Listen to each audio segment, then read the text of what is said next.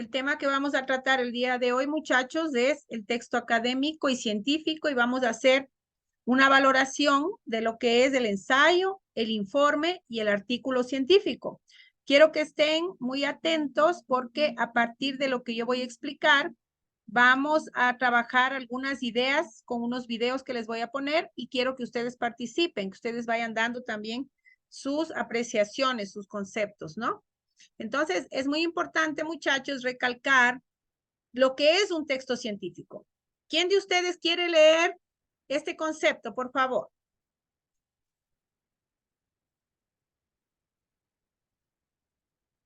A ver, ayúdeme ahí uno de ustedes leyendo. ¿Qué son los textos científicos, muchachos? Cualquiera puede ayudar. Yo, ¿Qué le Lisandra. hace? Leslie Casar, gracias. Este tipo de textos, como su nombre lo indica, trata sobre diferentes temas o conceptos que tienen en común su pertenencia a distintos ámbitos del campo científico. Para ello, los textos científicos hacen el uso del lenguaje específico y señalan las particularidades concretas de la naturaleza, leyes, principios naturales o cualquier concepto que tenga un valor relevante para la mayoría de las personas. Este tipo de textos pueden encontrarse en casi todos los ámbitos que tengan como base la ciencia, ya sea estas de carácter experimental o las ciencias sociales. Dicho de otro modo, un texto científico tiene como objetivo principal transmitir la realidad existente a un público determinado y cuya relevancia es de nivel global. Ya, perfecto. ¿Por qué, muchachos, un texto científico tiene una relevancia global, universal? Porque una simple frase puede cambiar la opinión de bastantes personas. Ya, Un simple texto. correcto. ¿Qué más? ¿Por qué un conocimiento científico no es solamente del Ecuador o de Perú o de Chile, sino que es universal? Un conocimiento científico, algo ya probado. ¿Por qué? ¿Por qué podemos decir que la ciencia es universal, muchachos?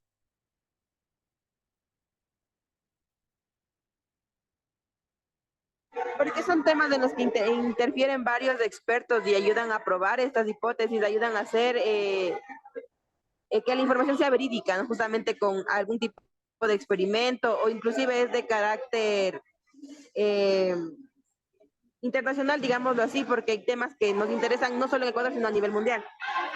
Correcto, la ciencia es universal. Lo que es verídico y ya es científico y probado en China es también ciencia en Ecuador y es ciencia en Perú y etcétera. Por tanto, el conocimiento científico es siempre global.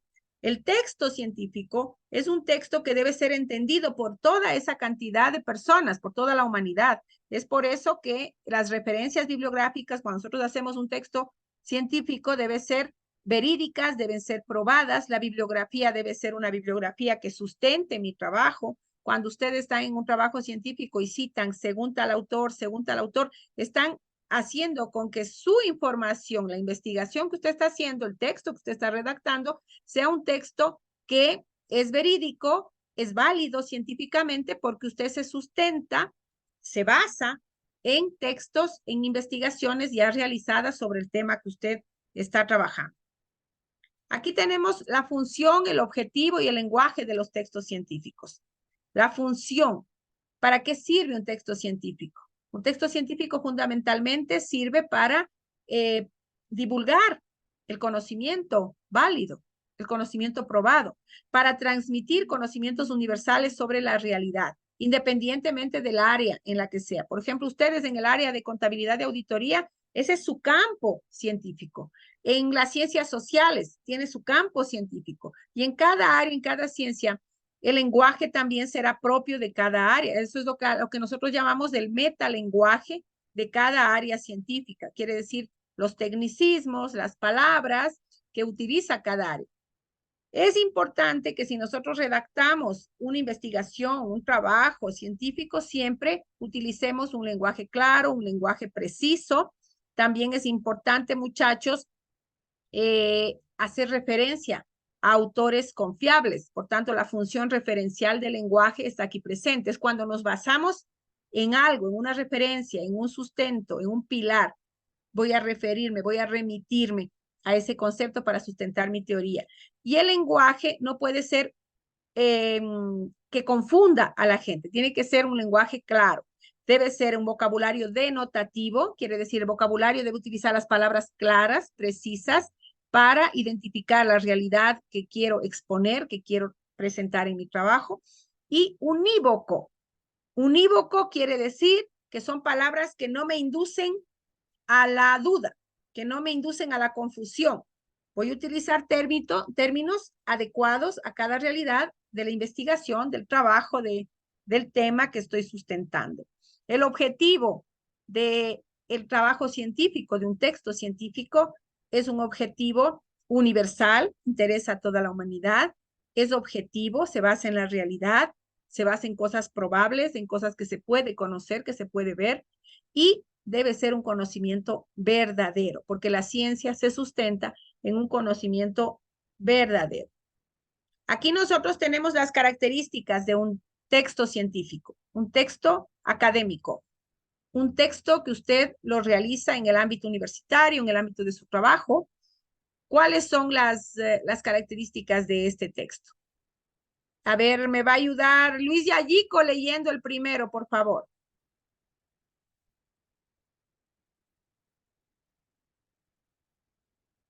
Luis, ¿me está escuchando? Sí, listo. Ya, por favor. Ser expositivos o objetivos.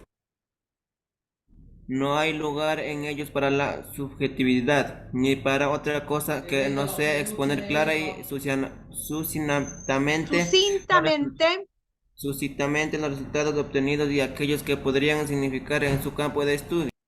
Ya. Un texto tiene que ser expositivo. Esto significa que tiene que exponer, que tiene que presentar ideas. Y objetivo, tiene que basarse en la realidad. Tiene que ser claro. Y además de eso, dice, debe presentar conceptos de forma sucinta. Sucinta quiere decir, muchachos, de forma resumida, de forma precisa, ¿no? Los textos deben ser claros, precisos, universales y verificables, que es lo que ya habíamos dicho. Su brevedad o extensión depende del tipo de texto. Por ejemplo, si es un resumen, si es un texto en el que usted simplemente va a hacer una valoración, informe, puede ser más corto, pero si va a ser una tesis, si va a ser una investigación más profunda sobre un tema, lógicamente la extensión será mayor. Generalmente, una persona puede hacer una investigación, pero generalmente puede hacerlo también en un conjunto con varias personas que le ayuden a hacer la investigación y el resultado es producto de la autoría o coautoría cuando tenemos dos o más miembros que realizan la investigación. La redacción siempre tiene que ser revisada, constantemente revisada, muchachos. No es un texto, ya se escribe y ya está. Lo escribo y luego tengo que hacer una retroalimentación, tengo que verificar. Expone los resultados de un conjunto de investigaciones experimentales, sean investigaciones de campo o sean investigaciones bibliográficas. ¿Cuál es la diferencia, muchachos, entre una investigación de campo y una investigación bibliográfica?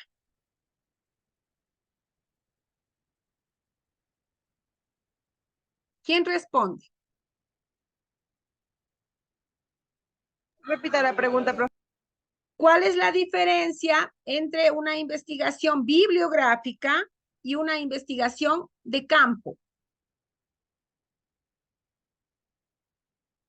o experimental?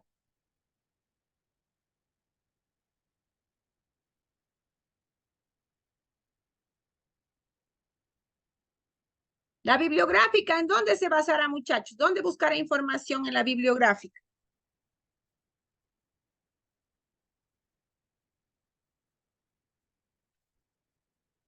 ¿Mm?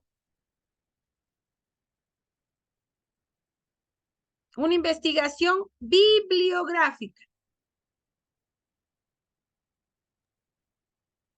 ¿Qué fue, muchachos?